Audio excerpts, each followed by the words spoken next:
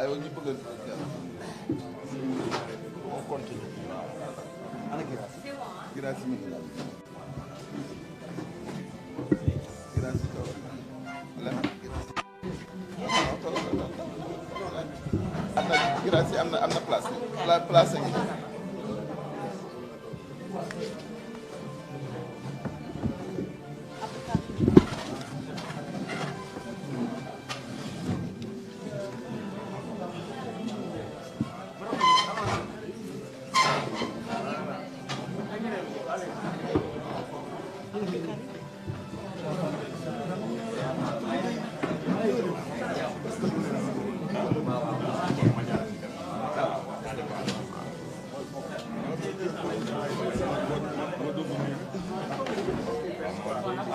waaw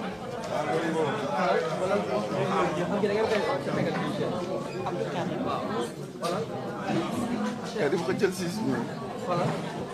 Abdou Karim Abdou Karim bu ñëpp toogee wax ko main chaîne c'est bon Abdou Karim andi ko fichier Abdou Karim c'est bon.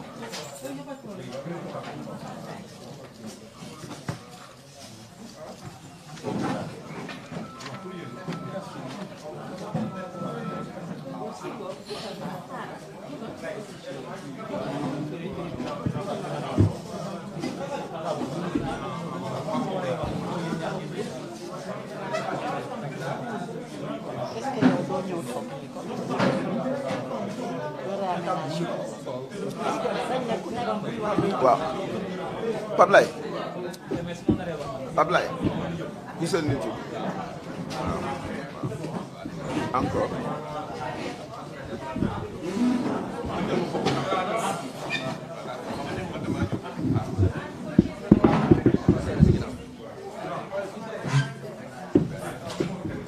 Abdou Karim c'est bon.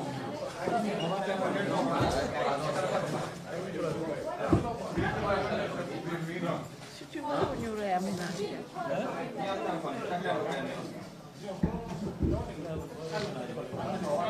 après bu ñuy wax dañuy jóg man damay jóg après nga ñëw toog.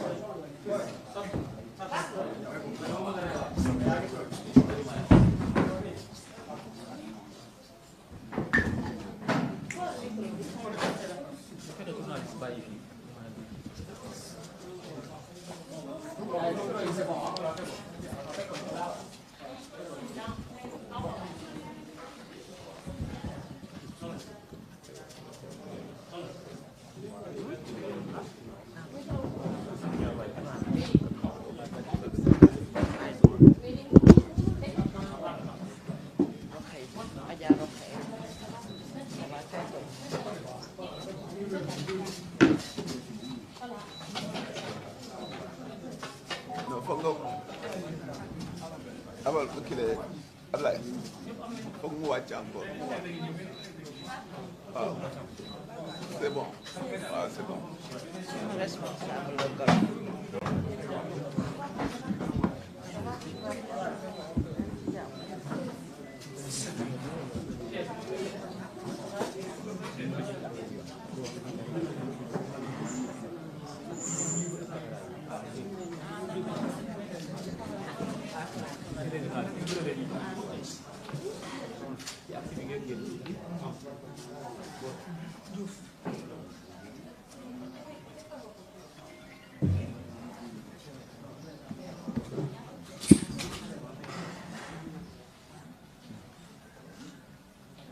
Đây là cái này đây là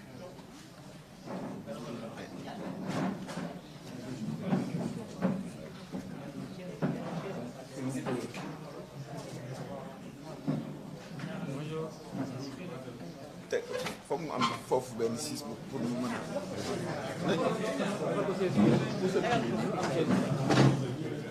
pour sa table da ngay déplacer table bi mu dégg ne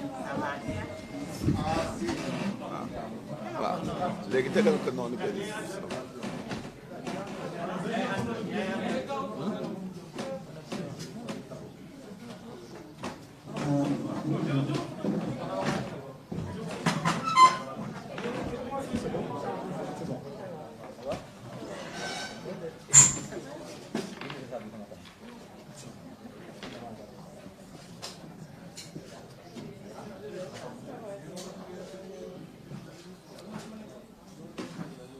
Bonjour à tous, mesdames et messieurs de la presse, nationale comme étrangère. Nous voudrons vous faire savoir déjà tout le plaisir que nous avons de vous accueillir pour ce point de presse qui unit des partis membres de la coalition Yewwi Askan Wi. Ce point de presse va porter essentiellement sur la législature que nous allons avoir, mais particulièrement sur les investitures de Yewwi Askan Wi. Donc je voudrais vous réitérer nos salutations et nos remerciements pour vous dire tout le plaisir que nous avons, nous les 10 formations politiques ici réunies, à vous accueillir ici au niveau du siège du FSD/BJ. Comme j'ai eu à le rappeler tantôt, l'objet de la rencontre est de faire un point de presse lié aux investitures de notre coalition Yewwi Askan Wi. Mais je voudrais auparavant faire ces quelques précisions. Vous connaissez tous la situation extrêmement tendue de notre pays, les difficultés que les Sénégalais vivent au quotidien, le marasme économique, le chômage, la situation extrêmement tendue pour les jeunes en matière d'emploi, liée maintenant à une conjoncture internationale extrêmement difficile quand on pense au conflit qui aujourd'hui oppose l'Ukraine à la Russie. Vous le savez tous ces impacts influent négativement sur la qualité de vie au Sénégal. Et c'est certainement sur ces raisons-là que des partis politiques de l'opposition ont senti l'urgente nécessité de se réunir pour ensemble travailler la main dans la main, avec solidarité, transparence et rigueur pour solutionner les problèmes du Sénégal en établissant un écosystème de confiance entre les acteurs politiques de l'opposition, particulièrement de Yewwi Askan Wi, par rapport aux Sénégalais. C'est ce schéma noble et patriotique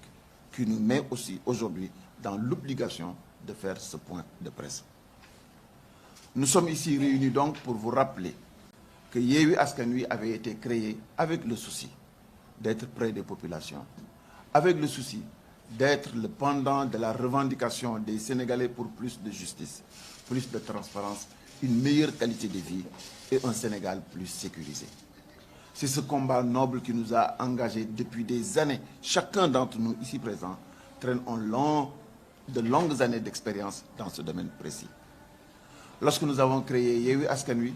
nous avons favorisé et répondu à l'appel des Sénégalais, puisque Yewwi Askan Wi est une demande sociale.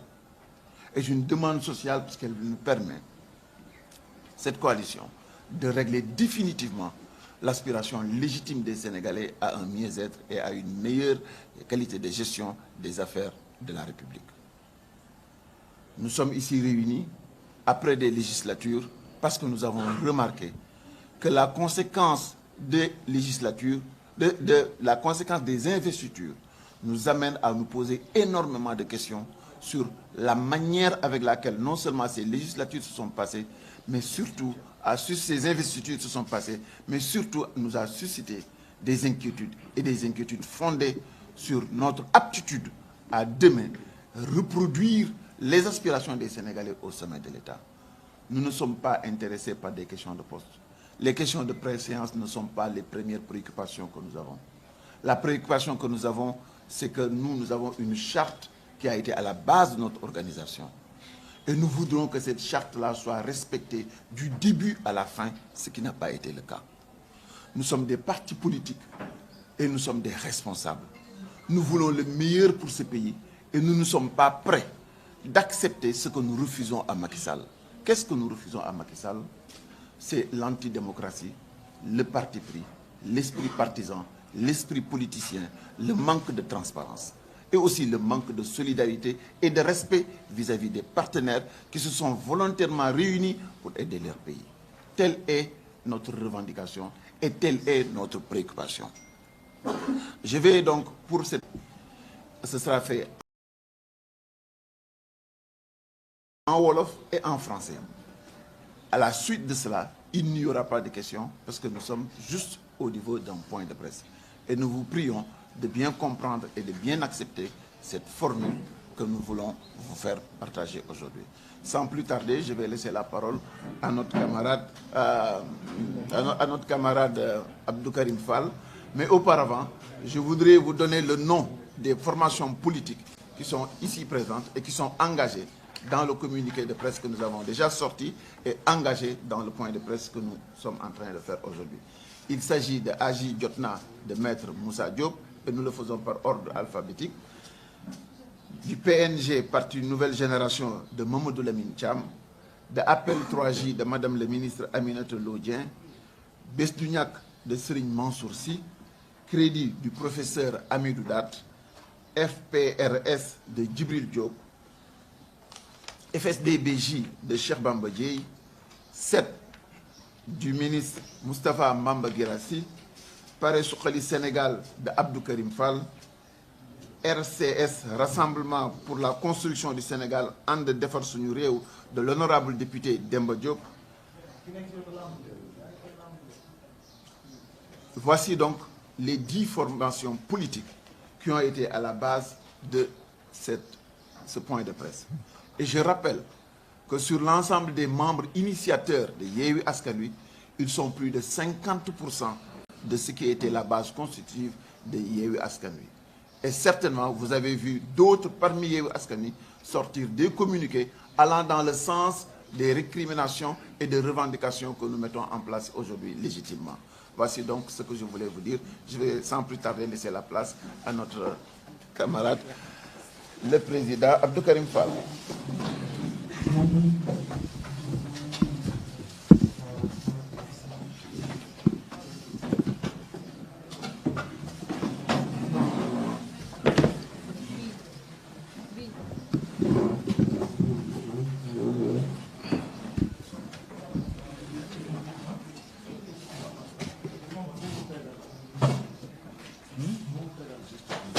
D'accord, je vais me présenter.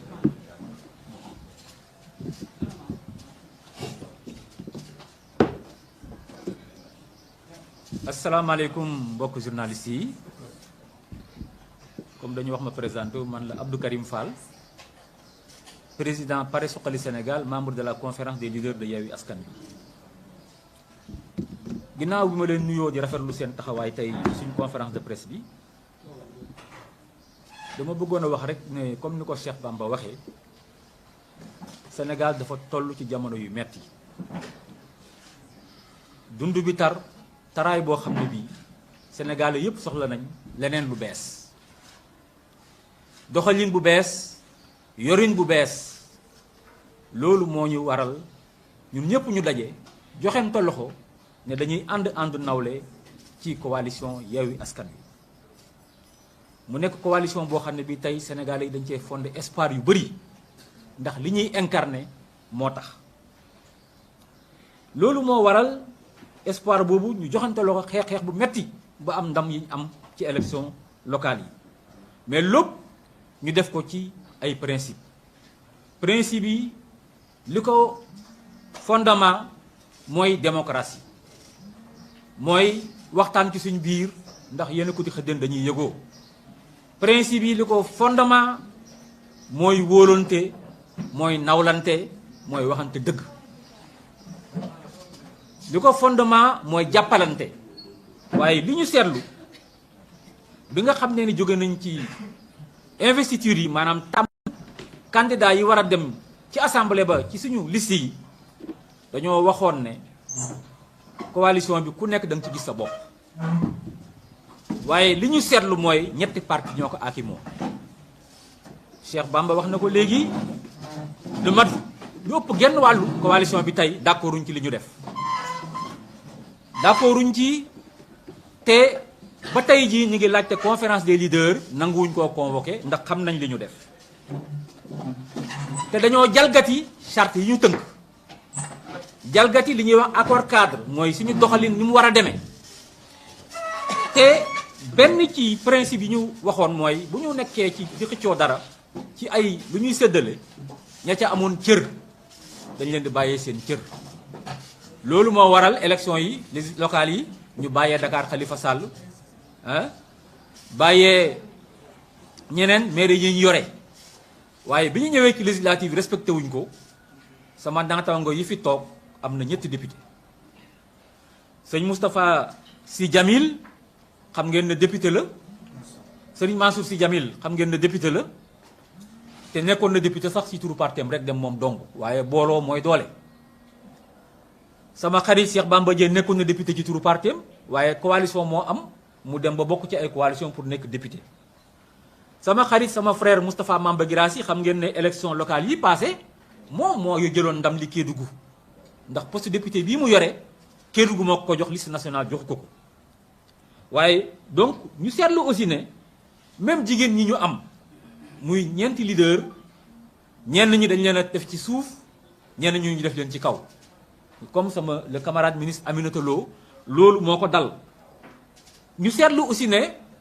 Babacar Diop nga xam ne mooy maire ville u Thiès yeneen maire yëpp dañ leen a jox seen cër ñu jiite liste yi waaye moom ci information yi ñu jot te dara dindeegu ko kenn jiitalu ko kenn investiru ko sax.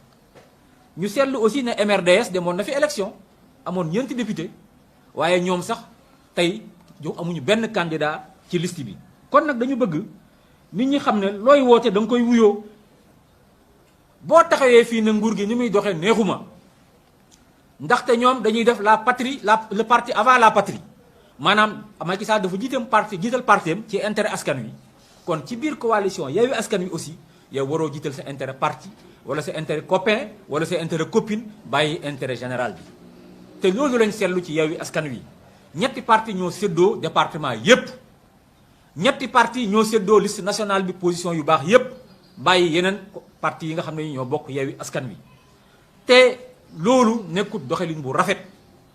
ndaxte ba ñuy waxtaan di defar liste yi dañ ko dénk nit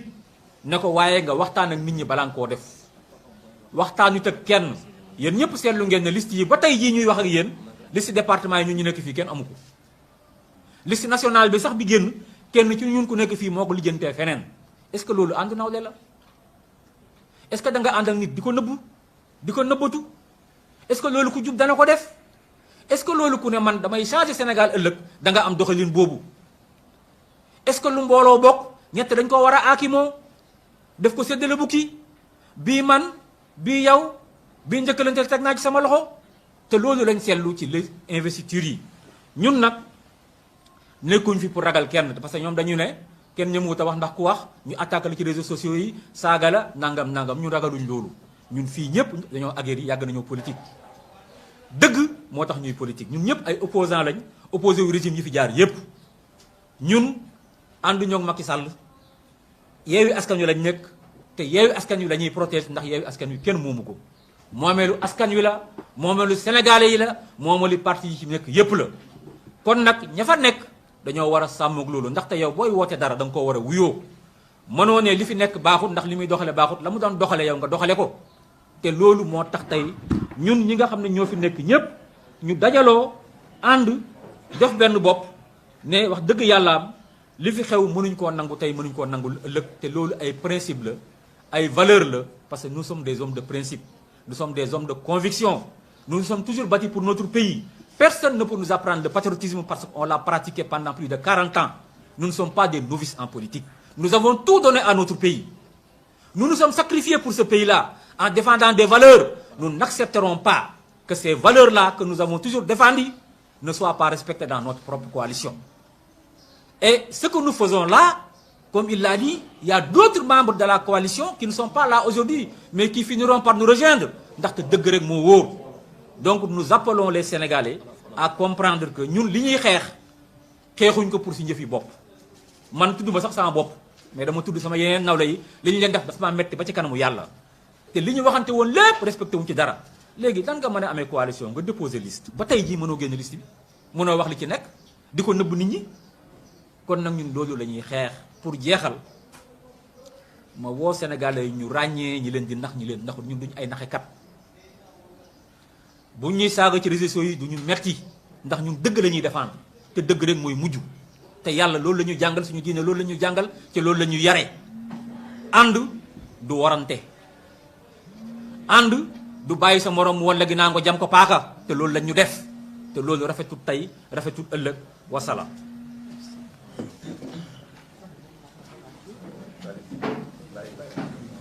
Vas-y.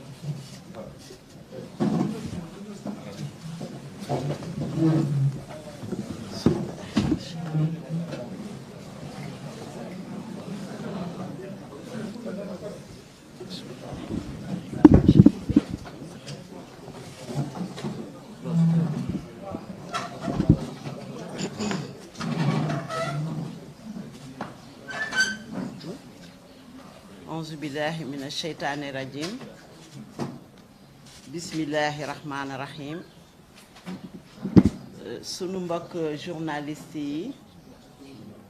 d'abord man maay madame Aminata Lo Dieng di ancienne ministre di présidente de l'Alliance patriotique pour l'émergence et le libéralisme jokkoo jubal jariñu maa ngi nuyu sama mbokk journaliste yi fi teew yépp di leen di sant di leen di gërëm ci teewaay bi ak wuy si bu am solo bi ngeen ñu wuy si loolu day wane ni mbir mi soxal na leen soxal na waa réew mi di nuyu sénégalaises ak sénégalais yi nekk ci biir réew mi ak yi nekk bitim réew mbir mi nag yaakaar naa ni sama collègue yi nga xamante ne ñoo ma précédé am na lu bare luñ ci wax ñun bi nga xamee ni taxawal nañ Yewwi Askan Wi ñun dañoo bokk ci ñi nga xamante ne premier parti yi nga xam ni ñoo signé Yewwi Askan Wi mais bañ cay dem dafa am lu tax ñu dem ca demuñu fa pour poste dañ faa dem ndax dañoo remarqué que depuis 2012 depuis 2012 mu réunir ay milliers de partis au sein de cet appareil doxalul réew mi ci tegu ko ci yoon sëngéemal na sunu waa réew chômage des jeunes grimpé na inflation bi kenn mënu ko maîtriser jalgati na charte réew mi heure bu ko neexee démocratie bi reculé na wante am na appareil boo xamante ne bu mag heure bu élection jotee mu utiliser appareil boobu pour faluwaat bi nga xamee ni ñun réew mi kese moo ñu yitteel ñu gis coono yu metti yi nga xamante ne waa réew mi ñi ngi koy jànkoonteel guddi ak bëccëg suba ak ngoon amuñu pexe ñu boole suñu doole waxtaan ci suñu biir mutualiser nos forces mutualiser nos moyens humains financiers intellectuels pour mën a jàkkaarloo ak régime Macky Sall loolu moo waral Yewwi Askan Wi biñ ko defee itam Yewwi Askan woowu dafa am charte yu ñu liggéey ñun ñëpp ñoo ko liggéey am accord cadre signé ko ñun ñëpp ci sunu biir yaakaar naa ni Sénégal yëpp gis na ko ñu ne kat ci nii lii mooy sunu constitution nii la ñu fas yéenee doxalee sunu kuréel gi boobaak léegi nag am na lu fi dox élection municipale dox na fi parce que boobu xamuñu lan la Yewwi Askan Wi di peser ñu dem élection ay jàmbaar ñoo nekk fii ay nit ñu dëgg ñoo nekk fii ay nit ñu gëm réew mi ñoo nekk fii ñu boole suñu alal parce que Yewwi Askan Wi du ñetti parti damay wax ni toujours dañuy cotiser fii ñi fi nekk ñëpp dañuy def ay cotisation mensuelle bàyyi sunu lépp sunu yitte personnel pour engager wu pour mën a libérer sénégalais yi parce que yëg nañu coono sénégalais yi rawatina ñi dëkk ci banlieue yi xam nañ bu wér ni Sénégal bi fi nekkoon en 2012 du Sénégal bi fi nekk en 2022 bi élection municipale yi jeexee ñépp xam nañ ne Yewwi Askan Wi nag devenir na une réalité politique parce que dañoo liggéey ba am résultat bu mag ci réew mi gagner les grandes villes ca bés boobu nag la Yewwi Askan Wi commencé am ay tournure nag tournure yooyu liñ ci njëkk a seetlu mooy benn lobby de 4 partis de 4 à 5 personnes ñi diriger ay partis ñoo accaparé wu de l'appareil de Yewwi Askan Wi au détriment de tous les partis signataires ñoom ñooy jël décision yi ñoom ñooy def point de presse yi ñoom ñooy waxtaan ci seen biir di décider di def di dindi jalgati yoon ba nga xamante ne moom la ñu tëraloon muy charte bi ah loolu yëpp ñu koy muñ ci biir di waxtaan parce que sunu yitte bëgguñu Yewwi Askan Wi tas ndax sunu moomeel la moomeelu askan wi la te yaakaaru askan wi la soo gisee vote bi ñu voté ci élection municipale yi nga xam ni sénégalais yi ñoom moom Yewwi Askan Wi te Yewwi Askan Wi yaakaar bu mag la indi ci réew mi kon benn nit benn parti amul droit tas yaakaaru Sénégal sénégalais yi comme ni Macky Sall tasee yaakaaru sénégalais yi li fi xew nag sujet bi mooy investiture yi c'est la goutte d'eau de trop c'est la goutte d'eau de trop parce que investiture yi bi ñu waxtaanee sunu biir à la conférence des leaders dañu wax ne ah ñëpp candidat lañu comme ñëpp candidat lañu kenn mënul tànn sa bopp ñu ni ñun kat ci sunu générosité ak ci sunu kóoloot dañoo wóolante ci sunu biir ak ci sunu mbaax parce que mënoon nañ ko bañ a def ñu ni Khalifa Sall mi président de la conférence des leaders moom kat du candidat kon nañ ko cërale mu jox ko mu investir mais boole ko nag ak ne ko booy investir na nga consulter leader bu nekk ca département ba mu bokk ñu d'accord ci loolu ah ñu jox ko mandat pour mu investir premier mandat boobu lañ ko jox ñun conférence des leaders ñu ëlbatikuwaat joxaat ko mandat parce que waa parti waa Wallu dañu adressé une lettre ñun itam ñu waxtaan ci sunu biir xam ni en politique il faut additionner te face à l'appareil de Benno Tas Yaakaar nous devons nous aussi additionner notre appareil pour faire face à cet appareil ñu ni ànd bi nekk na lu baax mais monsieur Khalifa Sall mandaté nañ la pour nga dem waxtaan ak Wallu Sénégal soo waxtaanee ak Wallu Sénégal nga rendre ñu compte ñu xam naka la ñuy defee ah li ci xew nag loolu la foofu la problème bi tàmbale ñun ñëpp ñu def suñuy candidature au niveau national def suñuy candidat de parti ñi nga xam ni ñooy suñuy responsable au niveau des départements maa ngi dégg presse bi naan leader yi dañoo daw département yi dem national loolu amul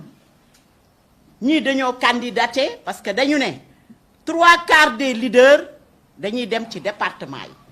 soo candidaté au niveau national doxul dañ lay yóbbu ci département bi kon ñun dawuñu ci département yi mais li fi xew mooy monsieur Khalifa Sall omnibulé par des calculs politiques parce que dañoo jëm 2024 désir ardent de s'accaparer de notre appareil pour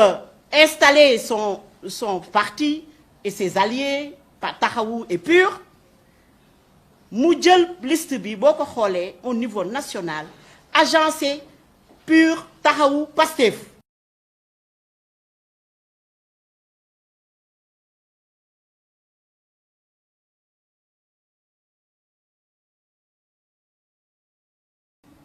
ñu d'accord ci loolu ah ñu jox ko mandat pour mu investir premier mandat boobu lañ ko jox ñun conférence des leaders ñu ëlbatikuwaat joxaat ko mandat parce que waa parti waa Wallu dañu adressé une lettre ñun itam ñu waxtaan ci sunu biir xam ni en politique il faut additionner te face à l'appareil de Benno Tas Yaakaar nous devons nous aussi additionner notre appareil pour faire face à cet appareil ñu ni ànd bi nekk na lu baax mais monsieur Khalifa Sall mandaté nañ la pour nga dem waxtaan ak Wallu Sénégal soo waxtaanee ak Wallu Sénégal nga rendre ñu compte ñu xam naka la ñuy defee ah li ci xew nag loolu la foofu la problème bi tàmbale ñun ñëpp ñu def suñuy candidature au niveau national def suñuy candidat de parti ñi nga xam ni ñooy suñuy responsable au niveau des départements maa ngi dégg presse bi naan leader yi dañoo daw département yi dem national loolu amul ñii dañoo candidaté parce que dañu ne 3/4 des leaders dañuy dem ci département yi soo candidaté au niveau national doxul dañ lay yóbbu ci département bi kon ñun dawuñu ci département yi mais li fi xew mooy monsieur Khalifa Sall omnibulé par des calculs politiques parce que dañoo jëm 2024 désir ardent de s'accaparer de notre appareil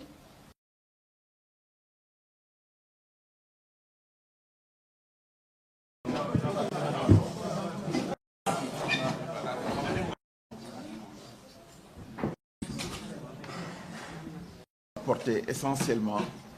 sur la législature que nous allons avoir, mais particulièrement sur les investitures de Yewwi Askan Wi. Donc je voudrais vous réitérer nos salutations et nos remerciements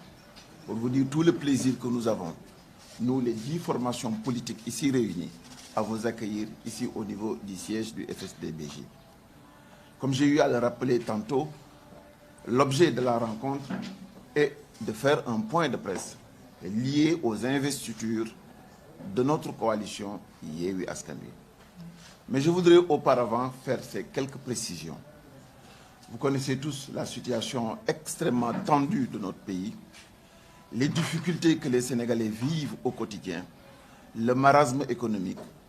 le chômage, la situation extrêmement tendue pour les jeunes en matière d'emploi, liée maintenant à une conjoncture internationale extrêmement difficile quand on pense au conflit qui aujourd'hui oppose l'Ukraine à la Russie. Vous le savez tous ces impacts influent négativement sur la qualité de vie au Sénégal. Et c'est certainement sur ces raisons-là que des partis politiques de l'opposition ont senti l'urgente nécessité de se réunir pour ensemble travailler la main dans la main, avec solidarité, transparence et rigueur pour solutionner les problèmes du Sénégal en établissant un écosystème de confiance entre les acteurs politiques de l'opposition, particulièrement de Yewwi Askan Wi, par rapport aux Sénégalais. C'est ce schéma noble et patriotique qui nous met aussi aujourd'hui dans l'obligation de faire ce point de presse. Nous sommes ici réunis donc pour vous rappeler que Yewwi Askan Wi avait été créé avec le souci d'être près des populations,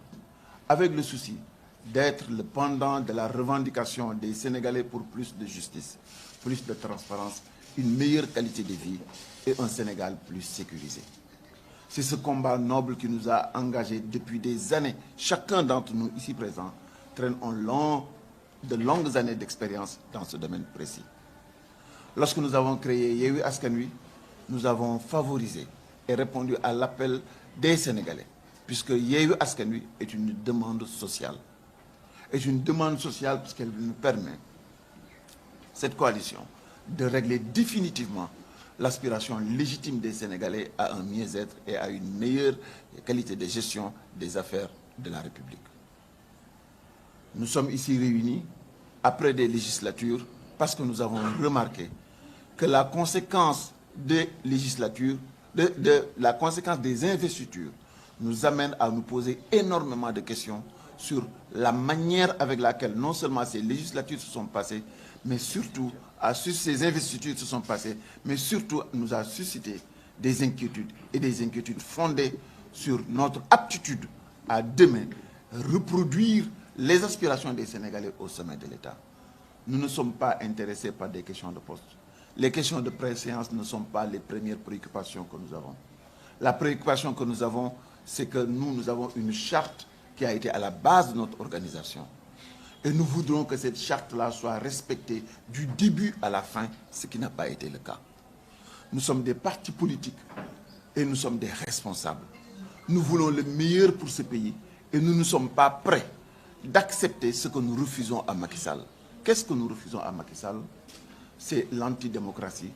le parti pris, l'esprit partisan, l'esprit politicien, le manque de transparence et aussi le manque de solidarité et de respect vis-à-vis des partenaires qui se sont volontairement réunis pour aider leur pays. Telle est notre revendication et telle est notre préoccupation.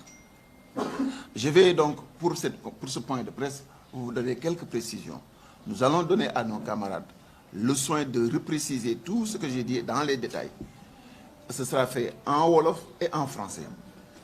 À la suite de cela, il n'y aura pas de questions parce que nous sommes juste au niveau d'un point de presse. Et nous vous prions de bien comprendre et de bien accepter cette formule que nous voulons vous faire partager aujourd'hui. Sans plus tarder, je vais laisser la parole à notre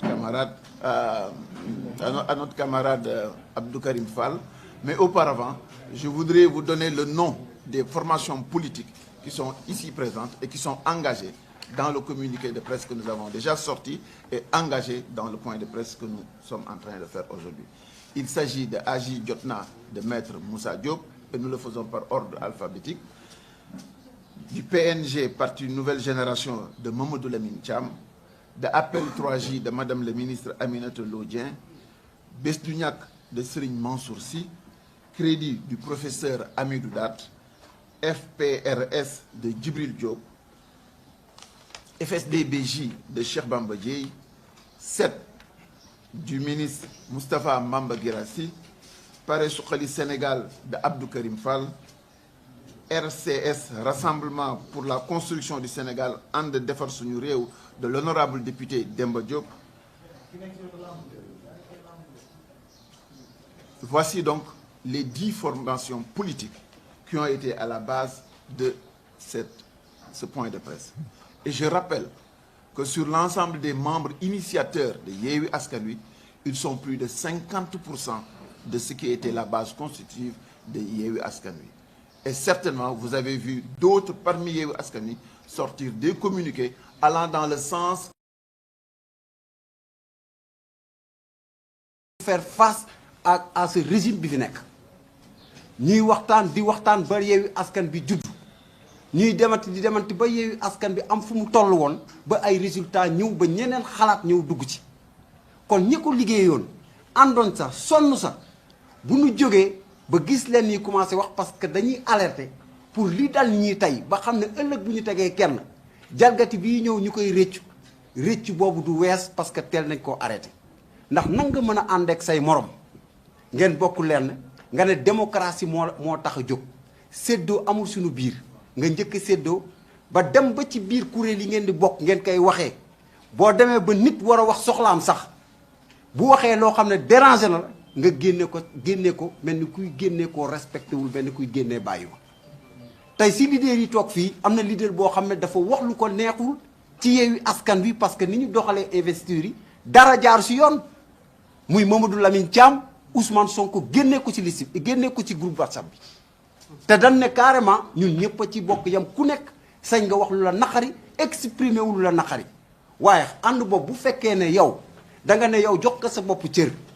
sa morom jox la cër nga def loo xam ne ki ko def ñëpp xam ne li mu def baaxul ci boppam lay ëppalee ñeneen ña nit ñi nag sañ nañoo taxaw comme ndap lu ñu teg la ku nekk sañ a dugal sa loxo sañ nañoo ñun ñuy dugal seen loxo ne boo ñu sempee ñu dugalaat kon kooku dañuy réclamer mu delloo ko ci groupe ba mu bokkoon ndax da cee sonn ba ñuy dem Ziguinchor metti woon na trop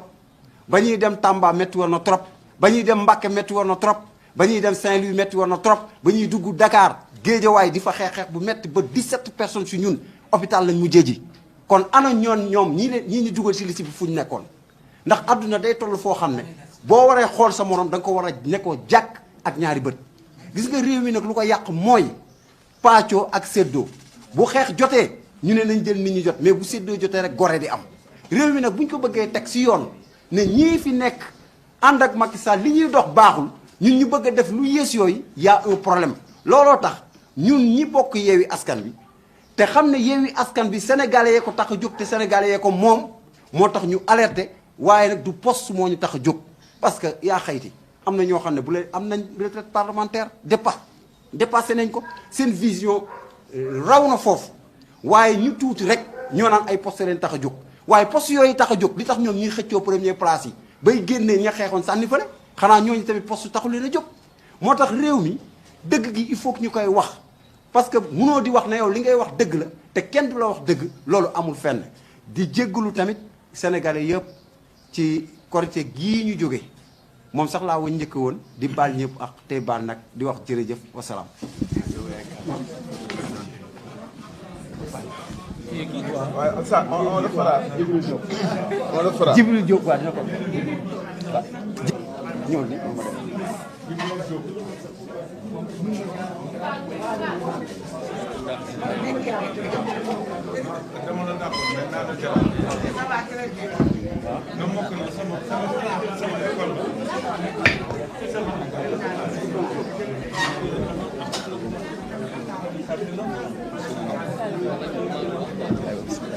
jërëjëf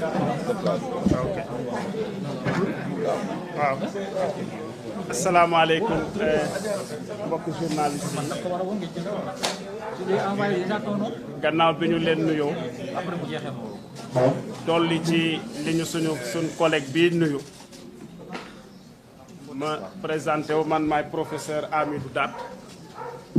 nekk président u parti Crédit bokk tamit ci Yewwi Askan daanaka ni ma jiitu matal nañ lépp ci benn point rek laa bëgg a attirer seen attention delloo kàddu mooy sénégalais yi suñu jàkkaarloog ñoom tey mën nañu ñoo wax ne li leen dal ci investiture yi te jaarul yoon yéen a ko def seen bopp ndax yéen a jël lépp jébbal ko benn nit muy président de la conférence des leaders ngeen ne ko defaral ñu liste yi waaye loolu dafa am lu ko indi ndax investiture ci parti ci suñ coalition bi conférence des leaders moo am cër boobu waaye xam nañ ne bu ngeen nekkee ñaar fukk ak lu topp ngeen defar liste du yomb si leen jëlee cër bi jox ko ki nga xam ne mooy président de la conférence des leaders ne ko proposé ñu liste defaral ñu liste dem nañ sax ba ne ko soo defaree liste bi bul ko delloo si ci ñun na nga ko yóbbu directement déposé waaye nag engagement bi de moo doon duñu may kenn lépp mu jël lépp bala maa tënk dara ba muy définitif danaa dellu siwaat fii danaa woote jokkoo ak yéen ku ci ne ñu waxtaan ci xam fu nga xam ne fa ngay feetu waaye ba mu ñëwee wax dëgg yàlla ñëpp am nañ ci mbetteel kon nii la demee wax dëgg yàlla mbetteel la déception la loolu moom mooy li nga xam ne moom mooy li ñu constaté te ba léegi it mutisme bi ak déficit d'information bi nga xam ne signalé nañ ko fi muy loo xam ne yéen seen bopp xam ngeen ne loolu jaaduwul ba tey ji amaguñu benn information officielle ci loolu kon lii rek moom laa amoon kàddu yi ma ci bëgg a préciser vraiment di leen gërëm di leen sant.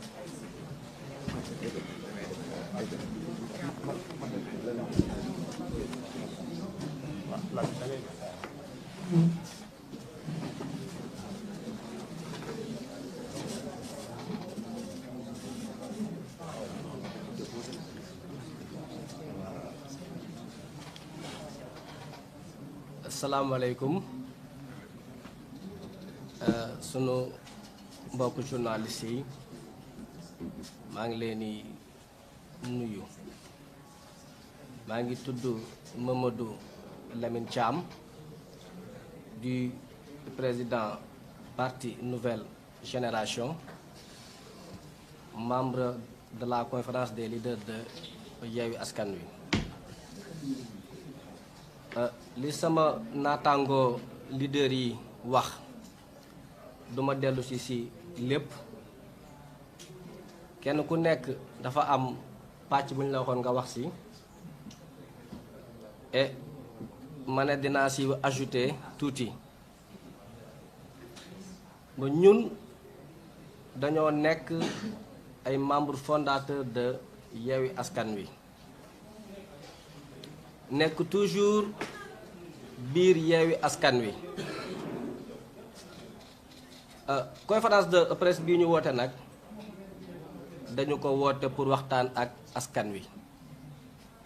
woote wuñ ko pour jooytu woote wuñu ko pour naqarlu mais dañu ko woote pour alerter parce que dañu gis ne réew mi bu nit di séentu pouvoir dafay wax dëgg dafay honnête dafay am ay discours yu jekk waaye bu pouvoir accès rek dañuy daal di soppeeku Yewwi Askan Wi nag dañoo seetlu ne dafa am pouvoir local bu tegu seen loxo mooy gagné nañu ay mairie yooyu nag dafa am ay parti ak ay membres yu ne ci biir yu jàpp ne seen moomeel la li tax ñuy wax nag mooy Yewwi Askan Wi dafa nekk demande sociale ñëpp bokk ci Yewwi Askan Wi mu nekkoon un projet boo xam ne Sénégalais yëpp dañ ci amoon yaakaar boobu nag jàpp nañ ne mu ngi fi ba tey te bëgguñu mu yàqu te ñun ñiy toog fii it boo ñu xoolee ñun ñii fi toog ngeen xool ay affiche yu Yewwi Askan Wi image yi ñoo ci nekk affiche yi nekk ci mbedd yi comme ñii ñooy Yewwi bu ñu demee ba toog fii di wax c'est parce que y a un problème bi nag wa alerte dong moom la ñuy def di woo sunu mbokk yi ak sunu naataangoo yi nga xamante ne ñoo bokkoon Yewwi Askan Wi ñu retrouver seeni ay esprit xool ne réew mi sonn nañu dëkk bi bari na lu fi jaaduwut mënuñoo def ay reproches le président Macky Sall ne réew mi teguñu ko ci yoon ba pare di ko doxal bu suñu biir li am nag ñun ñi ci biir ñu ngi koy naqarlu di woo sunu mbokk yi ñu ressaisir parce que jàpp nañ ne Yewwi c'est un projet boo xam ne kenn amul droit yàq ko accaparement nag am na ci te tey listu Yewwi yi ngeen di séen ci mbedd mi ku voteel liste boobu dangaa amoon yaakaar ne yaa ngi voteel waa Yewwi du ma ne nekkatul Yewwi waaye yaakaar xaw na see kin tas tuuti teewul nag ça reste un projet de Yewwi et Askan Wi yëpp bu ñu amoon di ñu bëgg Yewwi dafay continuer di dox ba 2024 c'est pourquoi ñun ñuy œuvrer di dox di ñaax pour Sénégalais yi continuer di am yaakaar ci projet boobu xëy na nag am na ay rëq-rëq am na ay manquement man mii di wax ak yéen am na ay ñaxtu yu ma doon ñaxtu ci biir ndax jàpp nañu ne fonctionnement bi du noonu ki nga xamante ne day woote ci réew mi ak njub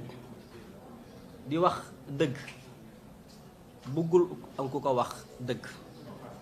man nag li ma wax ci biir du ma ko wax ci biti mais bu dee da ngay wax ci biir ñu lay bloqué doo am foo waxee ba boo waxee sa dëgg ñu retiré la loolu mooy manque de démocratie donc dañuy alerter Sénégalais yi pour ñu bañ a yóbbu benn mbir au pouvoir mbir moomu war leen donc nag loolu laa ci bëggoon a ajouter merci mes collègues leaders merci. Aïda. Ouais, on y viendra. On y viendra. Je vous comprends très bien, on y viendra. Vous inquiétez pas, on y viendra. Donc, Aïda. On y viendra. On y viendra, vous n'en faites pas. Le français, vous l'aurez. Le français, vous l'aurez sans aucun problème. Vous l'aurez et largement.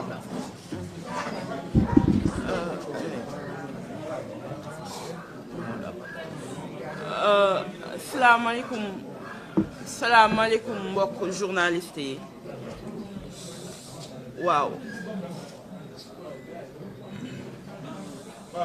ñu dégloo rek ñu dem. Salaamaaleykum mbokku journalistes yi. Je pense que suñu camarades yi nga xam ne ils nous ont précédés, ils ont un peu donné l'essence. Mais je précise que ce point de presse n'est pas un point de presse pour s'en prendre à un leader ou à un autre. C'est un point de presse pour rappeler les principes qui nous ont unis et pour ces mêmes principes-là que nous nous battons. Dans la réalité, le mot Yewwi, c'est de détacher les gens des chaînes qui les ont enchaînés et de faire en sorte que la vision que nous avons en parle aux Sénégalais. Nous ne pouvons pas dire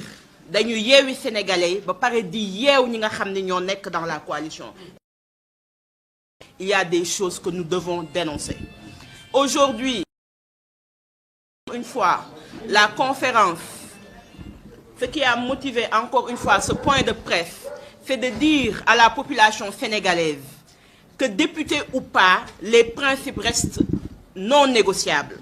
Que député ou pas, il y a des principes de concertation, de coélaboration, de co-construction qui ont été à la base de la mise sur place de la coalition Yewwi Askan Wi. Et l'un des principes qui avait été émis, moi, dañu ne amul sama parti dañu ne basons-nous sur des profils. Et quand on a dit basons-nous sur des profils, ils ont demandé à tous les candidats de donner un profil, de donner leur parcours politique et de dire le pourquoi au niveau de l'Assemblée, ils vont dignement représenter le peuple.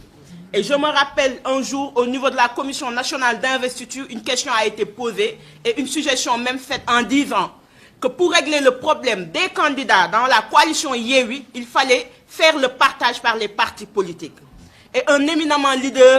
leader a donné la réponse en disant faire du partage en termes de partis, ce serait trahir l'esprit même du Yewwi et ce serait trahir la population sénégalaise.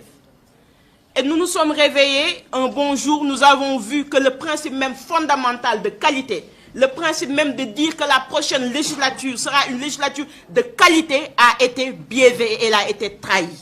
En quoi faisant? C'est en disant sama doom moo gën seen doom, sama parti moo gën seen parti, yéen du ngeen dara ñun ñooy lépp.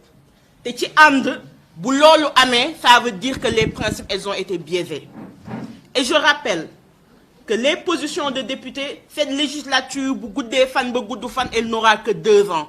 Parce que nous espérons qu'en 2024, il y aura une alternance et l'Assemblée, aujourd'hui, que nous allons mettre en place, va être refondée. Mais en 2 ans, la population sénégalaise, elle a besoin d'être rassurée. L'autre principe qui a été bafoué, c'est le fait de dire que les députés, les maires, ils ont le pouvoir de maintenir. Au niveau des élections locales, ces principes-là ont été en réalité respectés. Au niveau des élections législatives, ces principes n'ont pas été respectés. Je rappelle que le leader pour lequel je parle, Seigne Mansour Sy Djamil, en 2017, il a dirigé la liste de Manko Taxawu Sénégal. Il est clair que le Manko n'est pas le Yewwi, mais il est aussi clair qu'en 5 ans, il ne peut pas l'Imoudon représenter Moudaigne. Et nous avons des informations même qui disent que un des leurs l'avait même mis à une position inférieure à Fimounek, ce qui est un signe de respect. Parce que kilifa tamit bokoy tek fenn fi ding ko wo nga ni ko fi lañu xalaat ngi fa nga wara nek mu ne le bëgg na wala bañ na. Benen bi, nous avons vu que nous dans notre parti et dans d'autres partis, mais je peux prendre un exemple parce que parler de soi c'est difficile, mais l'exemple peut nous aider à étayer. Que dañu néwon à Kédougou et ils ont mis des leaders yo xamni ku ci nek sa base. Chacun d'entre eux, c'est dans les localités où nous pensons qu'ils sont les plus forts, faut en réalité investir. Et Kounyo Pikine, Koudjar Yembel, Koudjar dans la banlieue sénégalaise, le parti Bezouniak a une base réelle. Et le candidat qui était notre candidat pour le département de Pikine, qui lorsqu'on a rejeté sa liste, il a candidaté pour être un élu au niveau du département de Pikine, il n'a pas été pris et on ne nous a pas donné d'explication. En résumé, au-delà des divergences que les gens pensent, parce qu'il n'y a véritablement pas de divergence, il y a une incompréhension et je pense que les leaders qui sont ici et qui sont membres de la conférence des leaders ont à multiples reprises demandé à ce qu'il y ait une réunion à ce que les gens expliquent. Et je pense que dans le texte que moi-même j'ai mis sur mon Facebook, j'ai dit que le je ne peut jamais prendre le dessus sur le nous. Mais un nous doit être co-construit, un nous doit être collaboré et un nous doit être fait de manière collégiale pour que les gens qui s'y trouvent s'y retrouvent. Et de cette manière, nous disons que nous ne comprenons pas. Et de cette manière, nous disons que le mépris dont les membres de Yewwi sont victimes, nous ne le comprenons pas, nous ne l'acceptons pas et nous le dénonçons. Et je termine par un camarade, Cheikh Tidiane Dièye, qui hier a fait une lettre qui, je pense, résume en réalité tout ce qui s'est passé dans le cadre de Yewwi. Parce qu'il faut le dire, soit nous voulons une assemblée de rupture, soit nous voulons une assemblée qui répondra aux attentes des Sénégalais, soit nous voulons une assemblée de Pacho. Et quand ça deviendra une assemblée de Pacho, je pense que l'esprit de Yewwi même est trahi. Mais nous croyons à ce projet. Nous croyons que le Yewwi, si tous se considèrent d'égale dignité, si les choses se discutent, s'il y a une réflexion collégiale, s'il y a une réflexion où Kendouné, les choses se feront. Mais dès l'ensemble où on pense que Nitki Yikini, les autres, c'est des yaoudal, cette coalition n'aura pas de l'avenir. Parce que quand il s'est agi pour les locaux et qu'il n'y avait pas de résultat, on n'avait pas considéré ces leaders et ces partis comme des yaoudal. Et je pense que des partis qui sont allés à des élections, qui ont eu des résultats qu'ils ont posés sur la table, c'est parce que dans la France, mais le terrain nous donnera raison. En gros, il n'y a pas de frustration, il y a une incompréhension. En gros, il n'y a pas de dire qu'on veut un poste de député, mais en gros, nous réclamons un respect. Nous ne le réclamons même pas, nous exigeons le respect qui nous est dû parce que nous avons construit ce Yewwi. Parce que quand il s'est agi de se donner à 100%, les gens l'ont fait. Et je pense que nous ne nous abaisserons pas à tenir un discours de bas étage, de dire pourquoi lui et pas moi. Mais de dire que si vous le choisissez lui, donnez-nous les raisons qui pourront nous convaincre à penser, à considérer que celui-là, c'est la bonne personne ou elle qu'il fallait choisir et de ce fait, il n'y aurait pas en réalité de divergence. Et il y a un respect mutuel, ça je tiens à le redire, envers ces leaders. Parce que s'il n'y avait pas de respect mutuel, en réalité, le Yewwi ne serait pas le Yewwi et nous n'aurions pas eu les résultats qu'on avait. Mani Diegolou, et c'était les mots que je voulais partager. Aïda Niang, responsable de Bosuniak.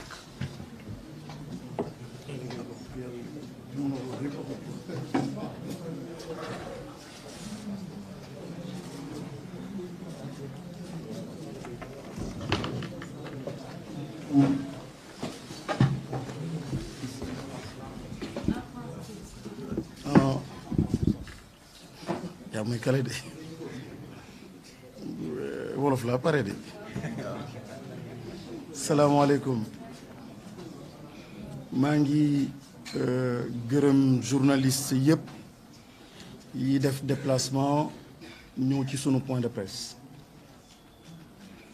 damay barkeelu dong mais sinon li suma collègue yi wax ji mot na wax ji gis naa ci suma bopp wax ji set na leer na wante bësaat rek ci benn point ku nekk li la tax a dugg ci politique yaa ko xam wante dama jàpp ni ñi fi ne nii dañu jàpp ni denrée bi gën a raar bi gën a ndóol bi doomu aadama yi gën a soxla bi waa Géejawaay gën a soxla waa Matam soxla ko périphérie bi soxla ko sénégalais yi soxla ko mooy la denrée de l'éthique justice ak lu jub ak lu sell du problème mu terre du problème mu aéroport du problème mu goudron xool leen bu baax ni àdduna richesse mondiale bi day yokk di dem rekk wante lii jafe-jafe àdduna tey jii mooy la redistribution la question de l'équité moom mooy question fondamentale Sénégal PIB bi ñu amoon il y a 10 ans il y a même 2 ans ou 3 ans ak li ñu am ren ji day dem rek di doubler di yokk wante problème yi di gën a tar li tax mooy question éthique te nag kuy xeex éthique mën nga taxaw sa kër xeex ko wante mën nga dem plus loin jël sa benn appareil politique pour mu nekk un prolongement du combat ngay waxal xale yi di waxal mag yi di waxal jigéen ñi te encore une fois li ko lal mooy justice ak éthique su amul ci réew yàqu na Macky Sall awma problème ak moom par rapport ak loo xam ni moom mooy terre du suma problème du lamp yu tàkk du suma problème moom suy puukarewu ak suy wax li mu def day énumérer 1 2 3 4 lii laa def ma ne ko du foofu laa amee problème ak yow fi ma am problème ak yow mooy nation bi nga yàq fi ma am problème ak yow mooy xale yi nga yàq fu ma am problème ak yow mooy lii xew Dubaï dugg fii Kédougou Sénégal fi ma am problème ak yow moom mooy simplement ce qui se passe dans les banlieues l'éducation ak li ñu war a doon ëllëg su ma duggee nag ci kuréel boo xam ne mi ngi tudd Yewwi Askan Wi su ma yaakaar mooy ni le premier pilier mooy le pilier de l'éthique le pilier de la démocratie le pilier de la justice man de li ma indi ci kuréel googu ak ñi ma xam fii li tax ñu bokk ci souvent on s'est connu à travers yenn combat de principe xamantewuñu bokkuñu benn gox musuñu militer ay parti wante da ngay gis injustice nga taxaw da ngay gis lu dul dëgg nga taxaw te ku ñu xam ni y a une constance ci yenn combat depuis bu ma nekkee man ci arène politique chaque fois ma dégg ni am na loo xam ni jubul taxaw naa bokk ak ñii bokk ak ñoo xam ni gor lañu am na li ñuy bañ xeex ko kon moom laa doon xaar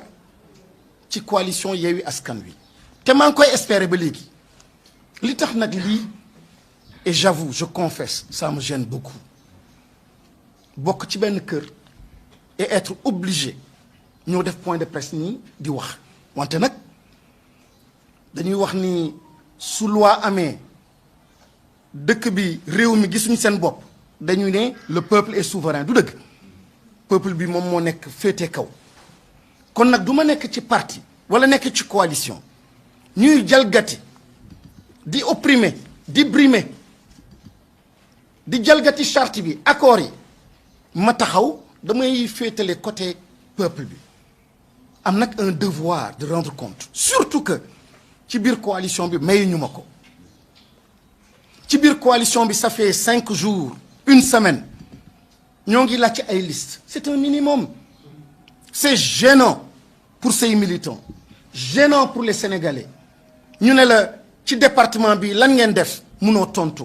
c'est un manque de respect metti na lool liste nationale xamoo négociation yi xamoo danga ciy bokk jékki-jékki ñu génnee la ci Aïda wax na ko sànq du frustration mais tey jii nag jël les Sénégalais à témoin wax tamit ak sunu collègues yi nekk ci conférence des leaders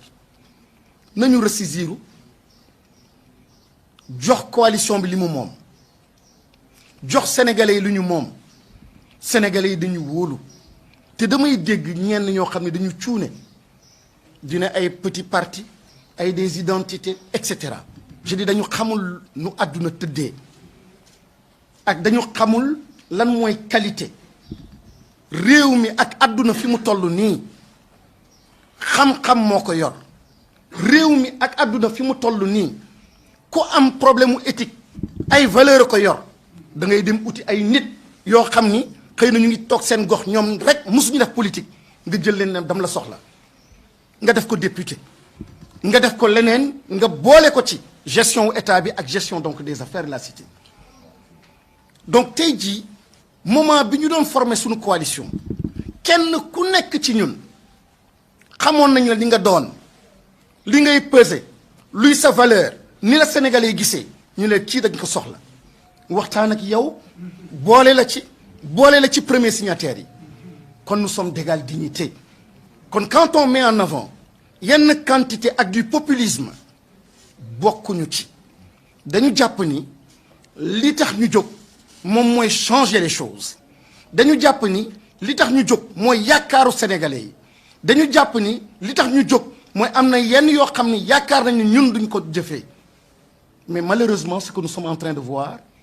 est déplorable et très triste. Encore une fois di réaffirmer sunu ancrage ci opposition bi wante di wax nag ni kenn duñu noot dañu ne yeewi askan wi elle le rappelait tout à l'heure ku ñu yeewiwul ñun ñu yeewi suñu bopp ànd ci ak askan bi yeewi waale ko kon di sant ñëpp di gërëm ñëpp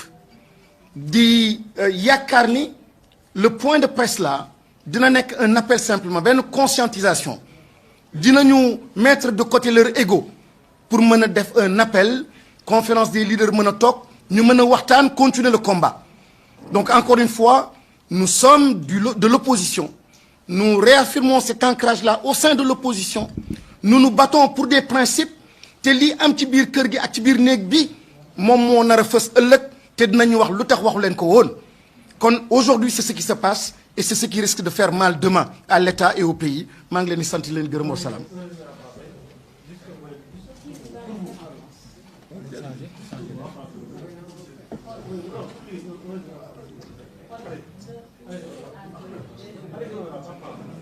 Ce qui semble manquer au pays et ce qui semble être dit et être entendu aussi, les cris de cœur des populations depuis fort longtemps, en tout cas depuis quelques années, c'est ce manque d'éthique, ce manque de justice sociale. Pas d'équité territoriale, pas de justice sociale, pas de justice même, je dirais. Et pour toutes ces raisons, les populations sénégalaises ont fortement accompagné et appuyé l'initiative de la coalition Yewwi Askan Wi. Il y a eu de l'espoir. Et contre toute attente peut-être, nous avons vu les résultats à l'issue des élections locales. Toutes les grandes villes, dans toutes les grandes régions, ont été remportées par cette coalition qui permettait de faire espérer, de faire rêver. Il y avait un projet. Pas seulement un projet économique, mais un projet de refondation, un projet de régulation sociale, un projet dans lequel on repense l'État, on repense la politique, avec des hommes de valeur, des hommes de principe. Et nous nous sommes rencontrés à travers des combats. Nous nous sommes reconnus et connus et nous avons dit, nous avons des principes ensemble. Et chacun a mis sur la balance ce qu'il est, son cursus, son expérience, sa vision, son projet et ses valeurs. Et nous avons fondé la coalition Yewwi Askan Wi. Ce n'est pas en termes de quantité, de nombre de militants, mais c'est en termes de contribution, de sa capacité à faire avancer et à transformer le pays. Et nous l'avons fait. Et les résultats ont été probants. Les résultats ont été présents. Malheureusement, ce que l'on constate, c'est l'effritement de ces valeurs, la disparition de ces valeurs, et des valeurs lesquelles les plus essentielles pour nous, fondateurs ou initiateurs de cette coalition, notamment la question de l'éthique et de la justice. Lorsqu'on met en avant une question partisane, de militantisme tout court, des questions parfois même ethnicistes, parfois même régionalistes, c'est tout simplement regrettable. À l'occasion d'une réunion, je rappelais personnellement aux collègues présidents de la conférence des leaders qu'une liste nationale doit refléter aussi la nation. Une territorialisation des candidats. Prendre en compte aussi, naturellement, les sexes. On n'avait même pas besoin de nous l'imposer par une loi. Prendre en compte la jeunesse. Prendre en compte certaines catégories, les handicapés, etc. À partir de là, on saura la vision qu'on a de la gestion de l'État. Cet équilibre, ce juste milieu, cette façon de repenser la cohésion nationale, on doit pouvoir le retrouver quand on confectionne une liste nationale.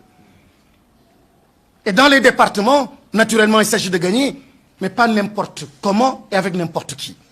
Malheureusement, tous ces principes-là ont été bafoués. Vous l'avez vu à Dakar, ce qui s'est passé. Vous l'avez vu dans les départements, nous ne disposons toujours pas de liste. Nous ne savons toujours pas comment les listes ont été confectionnées au niveau national. On sait tout simplement, et on observe, on constate que la charte a été bafouée. Quand on dit force reste à la loi, au sein de notre coalition, nous devons aussi dire que force doit rester à la charte. Si nous ne sommes pas en mesure de respecter nos accords au sein de notre coalition, ne me faites pas espérer autre chose. On ne sera jamais capable de gérer l'État. L'État est une chose sérieuse. Il s'agit de choses sérieuses, de nos enfants, du futur, de nos aînés, nos doyens, de la santé, énormément de choses, de sécurité. Et si nous aspirons à cela, à gouverner ce pays-là, nous devons absolument, je ne parle même pas de coalition, même pas de nos partis, mais seul, individuellement, dans ma propre famille, je dois observer, m'observer. Je dois avoir un comportement digne de mes ambitions, digne de ce qu'on attend de moi, digne donc de l'État du Sénégal. Et c'est une exigence. Il faut que les présidents de la conférence des leaders se ressaisissent. Il faut qu'on revienne aux fondamentaux de la coalition Yewwi Askan Wi. Il faut moins d'ego et accepter les remarques, la démocratie interne. C'est comme cela qu'on peut bâtir une coalition forte, une opposition forte. Et c'est ce qui est attendu de nous. Et c'est comme ça qu'on pourra, en 2024, changer la donne au Sénégal. Merci beaucoup.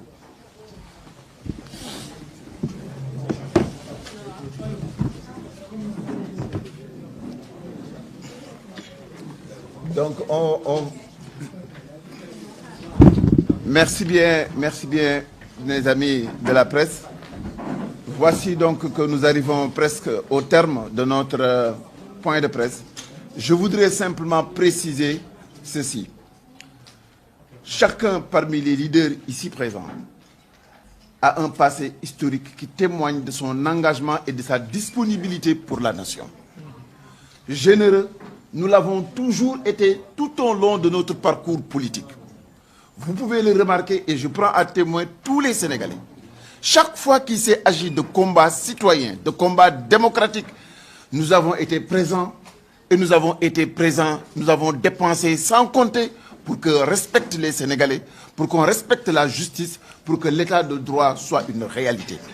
Ce combat-là, nous avons été durs avec les régimes, avec tous les régimes. Vous vous souvenez du jour du 23 juin et du 21 juin à l'Assemblée nationale. De ce qui s'est fait, c'était un don de soi pour la République, pour l'état de droit, pour la justice. Ces mêmes faits, ce même état d'esprit, ce même engagement à être à côté des Sénégalais, à se battre pour le citoyen, quelle que soit sa couleur, quelle que soit son ethnie, quelle que soit sa région, c'est cette même identité qui nous a réunis au sein de Yewwi Askan Wi. Si nous sommes logiques, si nous sommes honnêtes, si nous sommes des patriotes, alors le même régime que nous nous appliquons individuellement dans nos partis, dans la rue, que nous administrons au président de la République, nous devons nous l'inculquer à nous-mêmes et en faire la clé de voûte de notre organisation au sein de Yewwi Askan Wi. Parce que le challenge est grand. Il ne s'agit ni plus ni moins de changer le Sénégal. Il s'agit ni plus ni moins de créer une société plus juste, plus démocratique, plus disponible pour ses citoyens. On ne peut pas vouloir une chose et son contraire.